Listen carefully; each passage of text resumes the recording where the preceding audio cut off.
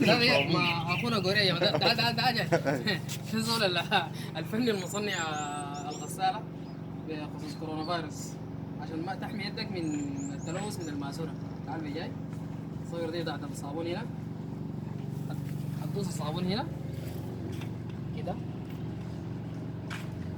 كده، تطلع الصابون غسلت يدك، هتدوس هنا المويه. بس لي في الواتساب بعدين على جنب كده انت تستلم كل الكلام بالارجل للرجل.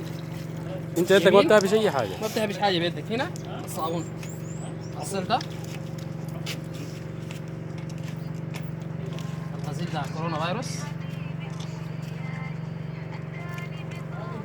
جيت في الرجل الثانيه